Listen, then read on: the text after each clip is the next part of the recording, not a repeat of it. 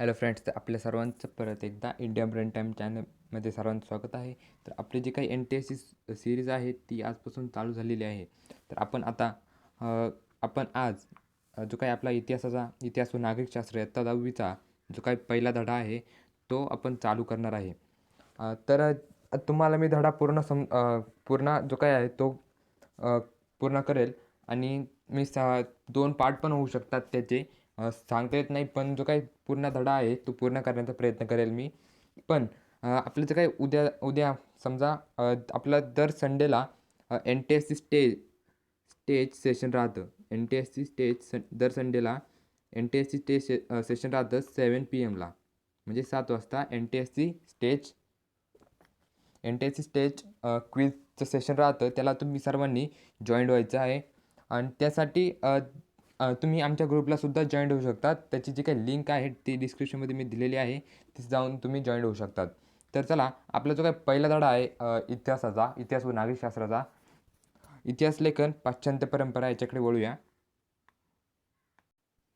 तर फ्रेंड्स, आपण इतिहास लेखन व पाश्चात्य परंपरा याच्याकडे आपण आलेलो आहोत. हा जो काही आपला धडा आहे सध्या त्याच्याकडे आपण आलेलो आहोत. तर इतिहास लेखन म्हणजे अ, अ, ते आपण ह्या पाठात पाहणार आहोत. आणि इतिहास आपल्या सर्वांना माहीत आहे, ते काही गतकाळात घडून गेलेल्या ज्या काही घटना आहेत त्याला आपण इतिहास म्हणतो. म्हणजे जे काही मागे भूतकाळात घडून गेलेल्या घटनांना आपण इतिहास म्हणतो. त्या ज्या काही घटना आहेत त्या आपण क्रमशः लावतो. त्या घटना आपण क्रमशः लावतो. का आधी छत्रपती शिवाजी महाराजचे जे काही पुत्र आहेत ते संभाजीराजे जन्माला आले, मग शिवाजी महाराज जन्माला आले, असं नाही ना. आपण जे काही घटना आहेत त्या आपण क्रमशः लावतो. 1, 2, 3, 4 अशा जे काही अ, त्या काही घटना आहे आपण क्रमवार लावतो. त्याला इतिहास म्हणतात. तर सॉरी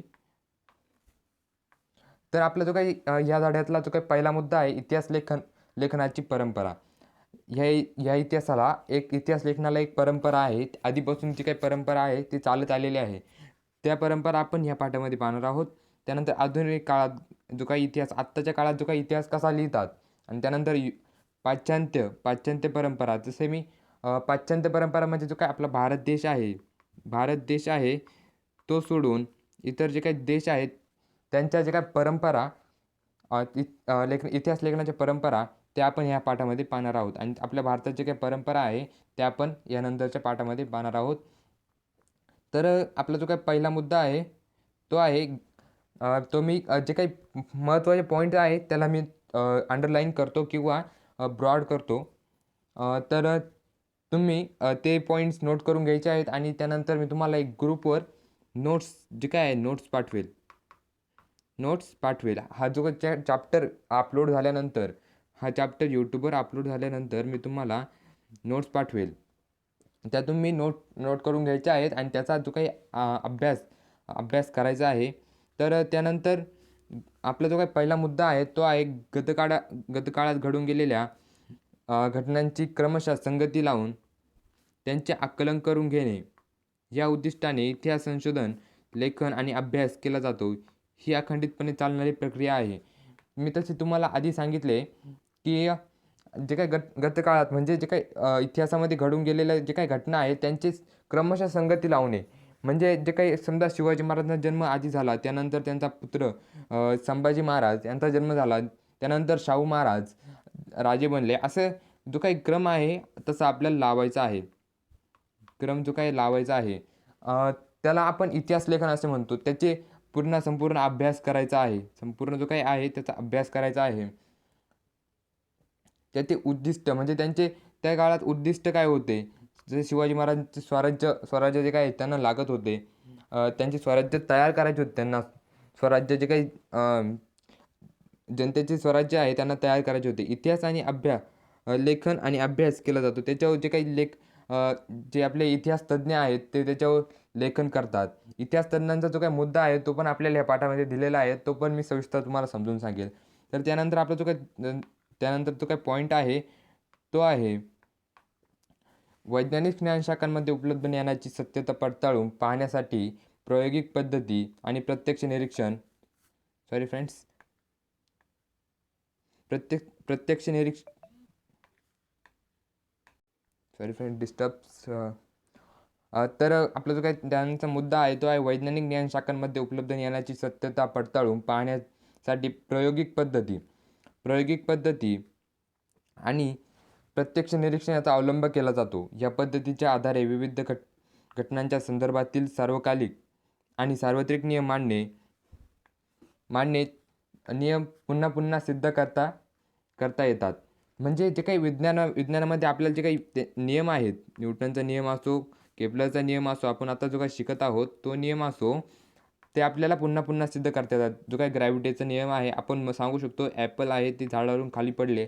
आत्ता पण ॲपल झाडावरून खाली पडले, आपल्याला सत्यता पडताळून पाहता येते. पण आत्ता आपण ॲपल हातात घेतले, खाली पाडले तर खालीच पडणार, म्हणजे ग्रॅव्हिटेशनचा नियम जो काय आहे तो लागू होतो. तसं आपलं जे काही शिवाजी महाराजांनी अफजल खानाबरोबर युद्ध केले, म्हणजे जे काही त्यांची भेट झाली ती आपल्याला प्रत्यक्ष पाहता येणार नाही.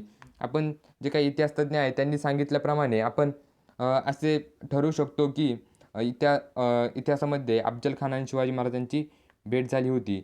म्हणजे तर त्या इतिहासामध्ये आपल्याला जे काही प्रत्यक्ष पद्धती आहे, मग प्रत्यक्ष आपल्याला निरीक्षण करता येत नाही. इतिहासामध्ये निरीक्षण करता येत नाही. त्यावेळेस मी पण नव्हतो, तुम्ही पण नव्हते, कोणीच नव्हतं. त्यावेळेस आपल्याला आत्ता जर मागं जायचं तर टाईम मशीनचे काय हे नाव आहे ते आता सध्या अस्तित्वात नाही आहे. तर आपल्याला त्यानंतरचा आपला जो काही मुद्दा आहे तो आहे इतिहास संशोधनामध्ये प्रायोगिक पद्धती प्रत्यक्ष निरीक्षण याचा अवलंब करणे शक्य नसते. कारण इतिहासातील घटना घडून गेलेल्या असतात.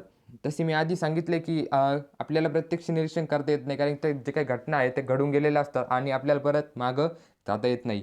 तेव्हा त्यांचे निरीक्षण करण्यासाठी आपण तेथे नसतो. मी सर्व जे काही आहे ते आधी सांगितलेले आहे. त्यांचे निरीक्षण करताना आपण तेथे नसतो. पुनरावृत्ती करता येत नाही. तसेच सार्वकालिक आणि सार्वत्रिक नियम मांडणे, जसे आपण ग्रॅव्हिटेशनचा नियम मांडतो तसं आपल्याला जे काही इतिहासाचा नियम आहे तो मांडता येत नाही. म्हणजे अशा प्रकारे तर त्यानंतर आपले जे काही मी तुम्हाला सांगितले की इतिहास तज्ञ आपल्याला माहिती देतात की हा इतिहास खरा आहे की खोटा आहे. ते स्वतः त्यांना जे काही शिक्षण दिलेले आहे, त्यांनी काही शिक्षण घेतलेले आहे इतिहासाविषयी, त्यावरून आपल्याला माहिती देत असतात. त्यानंतर सर्वप्रथम ऐतिहासिक दस्तऐवज लिहिण्यासाठी ज्या भाषेचा आणि लिपीचा वापर केला गेला असेल त्यांचे वाचन करण्यासाठी त्याचा अर्थ समजण्यासाठी ती भाषा आणि लिपी जाणणाऱ्या तज्ज्ञाची आवश्यकता असते. म्हणजे जे काही एखादी समजा आपण उदाहरण घेऊया मोडी लिपी तुम्हाला वाचता येते का? वाचता येतानंतर कमेंटमध्ये नक्की सांगा. मोडी लिपीची काय आहे ती तुमच्या आजोबांना वाचता येतं, ते शिकले असतील तर त्यांना मोडी लिपी काय वाचता येत असेल. म्हणजेच ते म्हणजे आपल्या म्हणण्याप्रमाणे ते ऐतिहासिक तज्ज्ञ झाले. त्याचा अर्थ असा होतो.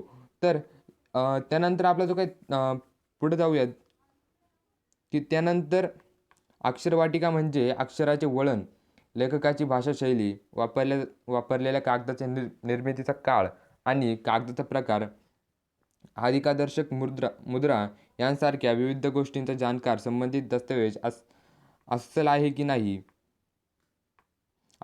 नाही हे ठरवण्यास मदत करू शकतात. म्हणजे असं कोणतरी की त्याला अक्षराची वळण आहे. म्हणजे तुम्ही जर आत्ता उठून उर्दू भाषा वाचायला गेला तर तुम्हाला वाचता येईल का? तो काही उर्दू व्यक्ती आहे त्याला तुम्ही वाचायला सांगितलं त्याला कळेल. म्हणजे ज्याला जुन्या लिपीविषयी माहिती आहे, तो इतिहास तज्ञ आपण त्याला म्हणू शकतो. जुन्या लिपीविषयी माहिती आहे, त्याला भाषाशैली कळते, त्या भाषेचा अर्थ कळतो. त्या लेखकाने कोणत्या आपण जसं कविता लिहितो, काही त्या प्रकारे लिहिले आहे का ज्याने इतिहास लिहिला आहे, तर तसे समजणे त्याला इतिहास तज्ञ असे म्हणतात. इतिहास तज्ञ म्हणजे आत्तापर्यंत आपल्याला असे माहीत आहे की इतिहास तज्ञ म्हणजे आत्ता तुम्हाला माहीत आहे की नाही माहीत, तुम्हाला माहीत नाही की जे काही हडप्पा संस्कृती होती त्यांची जी काही भाषा होती ती होती चित्रभाषा. चित्रभाषा त्यांची भाषा होती. ती अजूनपर्यंत कोणालाच वाचता आलेली नाही आहे. ती अजूनपर्यंत कोणालाच वाचता आलेली नाही आहे. म्हणजे ती भाषा वाचणारा कोणी त्यांना इतिहास तज्ञ भेटला नाही. त्यावेळेसचा कोणी असे बोलणारे भेटले नाही. म्हणजे ती अजूनपर्यंत ती काही भाषा वाचता आलेली नाही. तुम्ही Googleवर सर्च मारू शकता. वाचता आली तर चांगलेच आहे. तुमचं जे काही आहे तुमचं नाव वर जाईल. तुमचा सत्कार पण होऊ शकतो. त्यानंतर ऐतिहासिक संदर्भात तौलनिक विश्लेषण आणि आधारे दस्तऐवजातील माहितीच्या विश्वासार्हतेची पडताळणी करू शकतात. म्हणजे तसं मी तुम्हाला आत्ता सांगितलं की जे काही इतिहास तज्ञ आहेत ते ऐतिहासिक संदर्भाचे तौलनिक विश्लेषण म्हणजे पूर्ण त्याचा अभ्यास करून आपल्याला सांगू शकतात, ही गोष्ट खरी आहे, ही गोष्ट खोटी आहे. तर आपला जो काही हा मुद्दा आहे तो पूर्ण झालेला आहे. त्यानंतर ऐतिहासिक संशोधन पद्धत हा जो काही मुद्दा आहे हा सर्वात महत्त्वाचा. याच्यामध्ये तुम्हाला NTSCमध्ये हे जे काही मुद्दे आहेत ते विचारू शकतात. हे जे काही मुद्दे आहेत ते विचारू शकतात. असे सर्व जे काही मुद्दे आहेत ते विचारू शकतात तुम्हाला. हे तुम्ही मुद्दे असा एक चार्ट तयार करून घ्या वहीमध्ये. तुम्हाला हे 10साठी पण महत्त्वाचे ठरेल. तर जो काही आपण पहिल्या मुद्द्याकडून जाऊया. आपण अँटी क्लॉकवाईज जाऊया. अशा प्रकारे आपण जाऊया. तर आपला जो काही पहिला मुद्दा आहे उपलब्ध ऐतिहासिक माहितीचे संदर्भ तपासणे. तर आपला जो काही पहिला मुद्दा आहे तो आहे उपलब्ध ऐतिहासिक माहितीचे संदर्भ तपासणे. म्हणजे जे काही आपल्याकडे जी काही माहिती उपलब्ध आहे त्या माहितीचा आपण संदर्भ तपासायचा आहे. ही माहिती कोणत्या व्यक्तीशी कोणत्या राजाशी निगडीत आहे याचा संदर्भ तपासायचा आहे. त्यानंतर जो काही मुद्दा आहे तो आहे इतिहासाच्या साधनांचे संशोधन करणे. तर इतिहासाच्या म्हणजे चिकित्सकपणे संशोधन करणे. हे कुठे सापडले, समजा नाणे सापडले असतील, हे कुठे सापडले, कधी तयार झाले, कोणत्या वर्षी तयार झाले. तर असे जे काही चिकित्सक संशोधन जे काय आहे ते करणे आवश्यक आहे. इतिहासाची मांडणी करताना हे संशोधन करणे आवश्यक आहे. त्यानंतर संभाव्य परिकल्पना मांडणे. म्हणजे कल्पना मांडायची आहे आपल्याला. सपोजमध्ये काय घडले, त्यावेळेस काय घडले, की असे का बरं घडले, असे आपल्याला जे काही प्रश्न आहेत ते आपण मांडायचे आहेत. त्यावर आपणच प्रश्न मांडायचे आहेत. आपणच जे काही उत्तर आहे ते शोधायचे आहे. उत्तर जे काय आहे ते आपणच शोधायचे आहे. आणि त्यानंतर जो काय आपला त्याच्यातला पॉईंट आहे तो आहे ऐतिहासिक संदर्भांशी निगडीत योग्य प्रश्नांची मांडणी करणे. तसे याच राजाबरोबर का बरं युद्ध झालं, तर ह्या राजाचं ह्या राजाबरोबर युद्ध नसेल झालं तर ह्या राजाचे कोणाबरोबर युद्ध झाले, अशा जे काही प्रश्न आहेत आपल्याला पडलेले यांचे उत्तर आपण तयार करायचे आहेत. म्हणजे आपणच प्रश्न तयार करायचे, आपणच सोडवायचे. त्यानंतर इतिहासाची मांडणी. विशिष्ट ऐतिहासिक घटनांच्या उपलब्ध माहितीचे स्थलकालात्मक संदर्भ तसेच ऐतिहासिक अभ्यास पद्धतीच्या विविध संकल्पनात्मक चौकटीचे आकलन करून घेणे. म्हणजे तो काळ कोणता होता, ते वर्ष कोणते होते, ती वेळ कोणती होती, याची आपण संदर्भ तपासायचा आहे. की जे काही आपले पानिपतचे युद्ध असले ते कोणत्या वेळेत झाले, कोणत्या ठिकाणी झाले, हे आपल्याला सर्व त्याची जी काही माहिती आहे ती गोळा करायची आहे. तर त्यानंतर आपला जो काही नंतरचा मुद्दा आहे तो आहे ऐतिहासिक माहितीचे संकलन. ऐतिहासिक बदलांना कारणीभूत असणाऱ्या प्रक्रियांचे स्वरूप अधोरेखित करणे, त्यांचे तौलनिक विश्लेषण करणे. म्हणजे जे काही समजा शिवाजी महाराजांचे अफजलखानाशी युद्ध, तेव्हा अफजलखानाशी युद्ध झाले हे माहीत झाले आपल्याला 100%. शिवाजी महाराजांचे अफजलखानाचे युद्ध झाले. त्यानंतर त्या युद्धाशी निगडीत काही बाबी सापडतात का, त्यापासून अजून एक नवीन इतिहास भेटतो का, ह्या जे काही बाबी आहेत ते आपल्याला इतिहास मांडणीमध्ये घ्यायचे आहेत. तर इतिहास मांडणीत जो काही आपला पॉईंट आहे तो संपूर्ण क्लिअर झालेला आहे. त्यानंतर आपला जो काही त्यानंतरचा पॉईंट आहे तो त्याच्याकडे आपण जाऊया. म्हणजे आपला जो काही 0.1 तो कंप्लीट होईल. 1.0 तो कंप्लीट होईल. त्यानंतर आपला पॉईंट आहे ऐतिहासिक संशोधनास सहाय्यभूत होणाऱ्या विविध ज्ञानशाखा व संस्था आहेत. तर हा जो काही मुद्दा आहे हा तुम्हाला कारण की याच्यामध्ये तुम्हाला काही पर्याय दिले असतील, ज्ञानशाखा आहे की नाही असे विचारण्यास पर्याय दिले असतील. हा क्वेश्चन यावर मी 100% उद्या मी क्वेश्चन विचारणार, म्हणजे संडे लाईव्हमध्ये मी हा क्वेश्चन विचारणार आहे.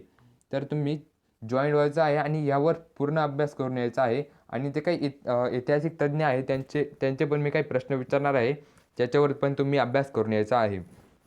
तर उदाहरण पुरातत्व, अभिलेखनगार, त्यानंतर हस्तलिखितांचा अभ्यास,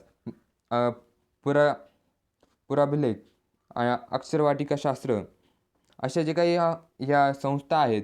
म्हणजे ह्या संस्था काय आहेत हा प्रश्न तुम्हाला पडला असेल की ह्या संस्था काय आहेत. म्हणजे जसे आपल्याला स्पेस रिसर्च करण्यासाठी इस्रो अशा ज्या काही संस्था आहेत ह्या निवडून दिलेल्या आहेत. इस्रो असेल, नासा असेल, या संस्था निवडून दिलेल्या आहेत. त्याच प्रकारे इतिहासाची, हिस्ट्रीची जे काही रिसर्च करण्यासाठी ह्या संस्था निवडून दिलेल्या आहेत. ह्या ज्या काही संस्था आहेत ह्या संस्था निवडून दिलेल्या आहेत. त्या प्रकारे तर त्यानंतरचा आपला जो काही ह्या ज्या काही संस्था आहेत हे तुम्ही नीट वाचून या. म्हणजे ह्या संस्था कुठे आहेत त्याची माहिती पण तुम्ही नेटवर सर्च करू शकतात. ह्या ज्या काही संस्था आहेत ह्या कुठे आहेत याची माहिती देखील तुम्ही नेटवर सर्च करू शकतात. तुम्ही उद्याच्या म्हणजे संडेच्या जे काही लाईव्ह क्लास आहे त्याला 100% जॉईन व्हा, तिथे तुम्हाला बरीच माहिती कळेल. तर त्यानंतर आपला जो काही मुद्दा आहे, त्यानंतरचा जो काही मुद्दा आहे इतिहास लेखनाची परंपरा. तर आपल्या आत्ताशी आपण जो काही आपला खरा मुद्दा आहे त्याच्याकडे आलेलो आहोत. आत्तापर्यंत आपण जो काही इतिहास लेखनाची प्रास्ताविकता पाहत होतो.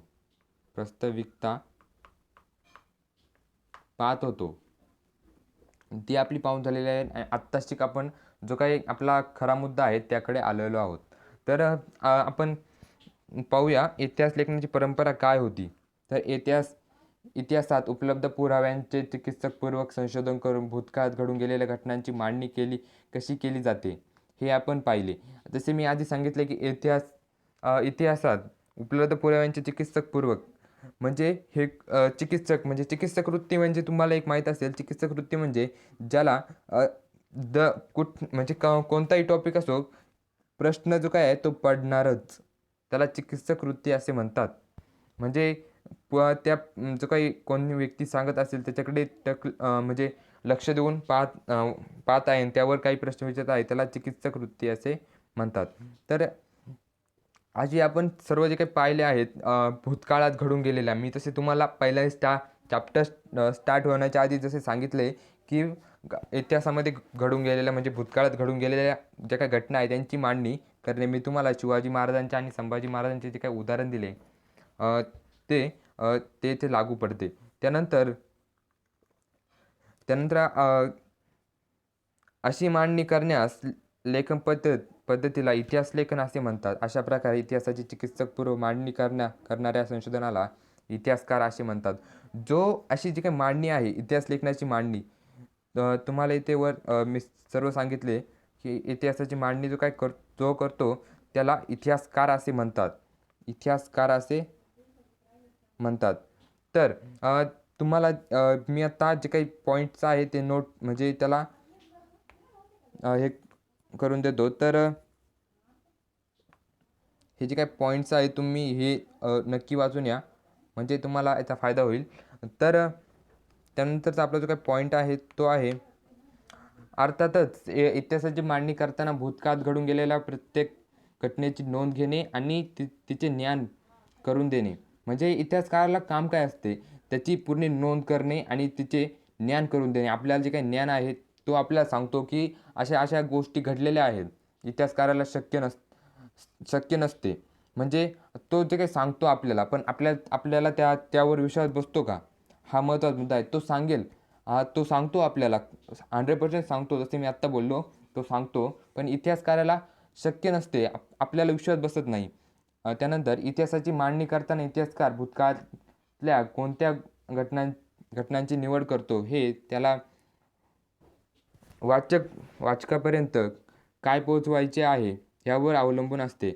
म्हणजे तो नोंद करतो. म्हणजे इतिहासकाराने जर असं केलं, की त्याला आपल्यापर्यंत पोहोचायचं आहे अफजल खानाचे आणि शिवाजी महाराजांचे युद्ध. अफजल खानाचे आणि शिवाजी महाराजांचे युद्ध आपल्यापर्यंत पोहोचायचे आहे आणि त्यांनी पानिपतचे युद्ध तिथे लिहिले. तर जे काय असं तो करत नाही. इतिहासकार आपल्यापर्यंत जे काही पोहोचवायचे आहे त्यावर मुद्दे लिहितो, की शिवाजी महाराज वरून गडावरून खाली आले. असे जे काही मुद्दे आहेत तो लिहितो. त्यानंतर पुढचा जो काही पॉईंट आहे तो आहे निवडलेल्या घटना आणि त्यांची मांडणी करताना अवलंबलेल्या वैचारिक दृष्टिकोन या गोष्टी इतिहासकाराच्या लेखनाची शैली निश्चित करतात. म्हणजे निवडलेल्या घटना आणि त्यांची मांडणी करताना अवलंबलेल्या वैचारिक दृष्टिकोन म्हणजे वैचारिक दृष्टिकोन, की ह्या गोष्टी अशाच झाल्या. ह्या गोष्टी इतिहासकाराच्या लेखनाची शैली निश्चित करतात. म्हणजे ह्या गोष्टी अशा झाल्या तर इतिहासकार पण त्या गोष्टी तशाच लिहू शकतो. त्यावर इतिहासकाराची जी काही शैली आहे ती ठरते. त्यानंतर जो काही पॉईंट आहे तो आहे, तर जगभरातील प्राचीन संस्कृतीमध्ये अशा प्रकारचे इतिहास लेखन करण्याची परंपरा नव्हती. म्हणजे पहिल्या काळात अशा प्रकारचे इतिहास लेखन करण्याची काही परंपरा म्हणजे आपण आत्ता कोणत्या ग्रंथात लिहितो, एखाद्या पानावर लिहितो, त्यावेळेस अशा जे काही इतिहास लेखनाची जी काही परंपरा ती पहिल्यांदी नव्हती. परंतु त्या लोकांना भूतकाळाची जाणीव किंवा जिज्ञासा नव्हती असे म्हणता येणार नाही.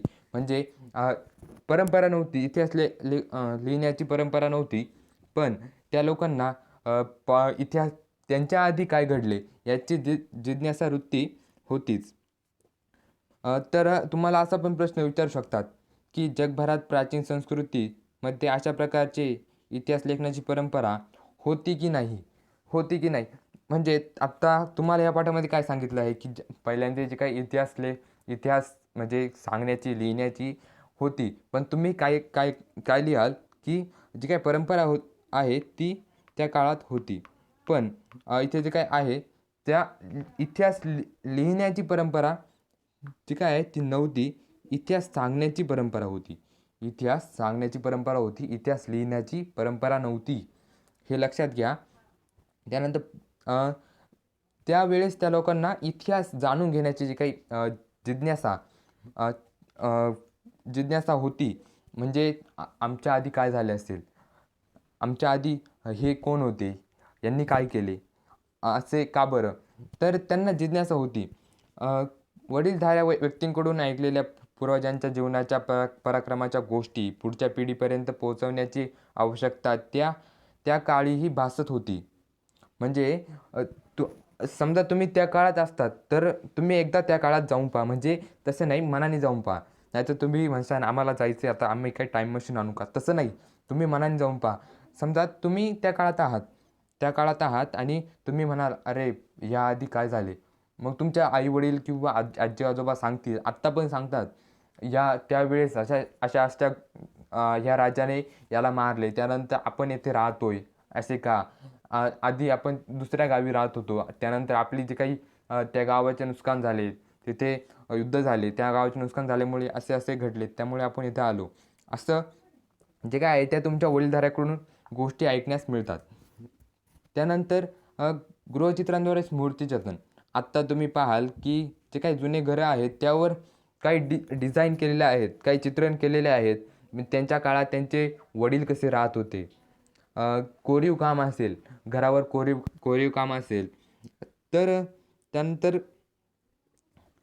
कहाण्यांचे कथन म्हणजे तुमची जे काही आजी आहे, आता मी ते सांगितले, तुमची आजी, आजोबा, आई, वडील जे काही तुम्हाला कहाण्या सांगतात, गोष्टी सांगतात, त्यांचे कथन. आता समजा तुम्हाला जे काही तुमच्या आजोबांनी गोष्ट ऐकवली असेल ते तुम्ही ऐकशाल. त्यानंतर तुम्ही तुमच्या पुढच्या जनरेशनला सांगशाल. अशा प्रकारे ते काही गोष्टी आहेत त्या इतिहासात काही जण लिहितात. आत्ता सध्या लिहितात. कोणती गोष्टीची पुस्तक असेल तर त्या काही आजी-आजोबांच्या गोष्टी आहेत तुम्ही पुस्तकात लिहू शकतात. पण त्या काळात असे काही पुस्तकं नव्हते, काही नव्हतं. तर गीत, पोवाडे, गायन यांसारख्या परंपरा जगभरात संस्कृतीमध्ये अतिप्राचीन काळापासून अस्तित्वात आहेत. म्हणजे जे काही गीत असतील, पोवाडे असतील, तसा आपल्या शिवाजी महाराजांचा पोवाडा आहे अफजल खानाची भेट. अशा जे काही पोवाडे आहेत त्यावरून आपल्याला कळते की त्यावेळेस या गोष्टी घडल्या. तर या संस्कृती म्हणजे जे काही आपले आत्ता आपण त्याचे पाहिले ते जे काही सर्व साधनं आहेत, आपण जे काही मागच्या वर्षी इयत्ता 9वीच्या पहिल्या धड्यामध्ये पाहिले की साधनं आहेत, 3 साधने आहेत. मौखिक हे जे काही साधन आहे मौखिक आहे. 3 साधन पहिले मौखिक पहिले भौतिक आहे तसे, पण मी आपला जो काही पहिला मुद्दा चालू आहे तो त्यामुळे मी मौखिक लिहिले. त्यानंतर भौतिक. भौतिक म्हणजे इमारती असतील, कोणते कार्यालय असेल असे भौतिक. आणि त्यानंतर तिसरं जे काय आहे ते आहे लिखित. लिखित हे जे काही साधनं आहेत ते आपला जो काही विचार चालला आहे त्या काळामध्ये म्हणजे प्राचीन काळामध्ये त्यांच्याकडे कोणते साधन होते, इतिहास लिहिण्याचे कोणते साधन होते असा प्रश्न जर आला तर तुम्ही डोळे झाकून नाही, तुम्हाला तिथे गोल करायला लागत असतील. म्हणजे न विचार करता तुम्ही मौखिक साधन लिहून द्या. काही उत्तर जे काय चुकणार नाही. आधुनिक त्यानंतर आपला जो काही पुढचा मुद्दा आहे तर हे मी इरेज करतो.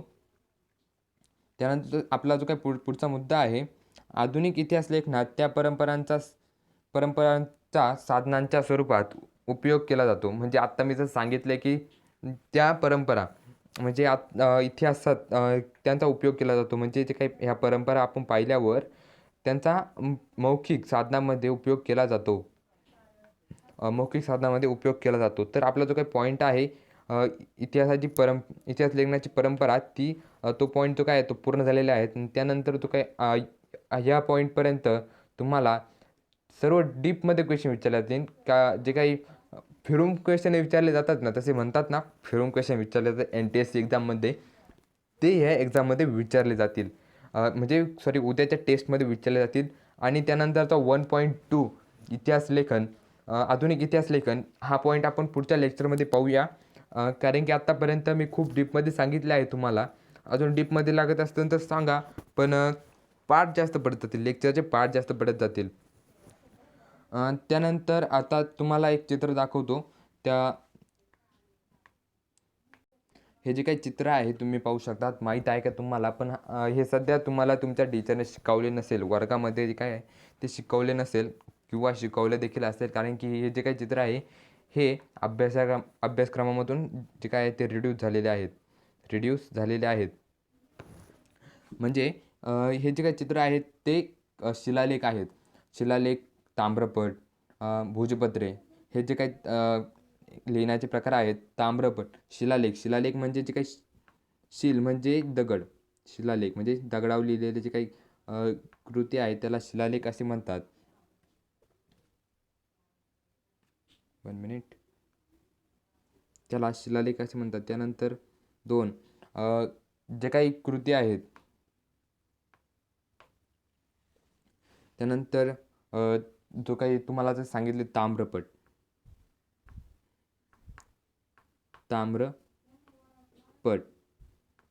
म्हणजे जे काही तांब्याचे जे काही पत्रा असतो त्यावर जे काही कोरीव काम असतात त्यांना ताम्रपट असे म्हणतात. कोरीव काम.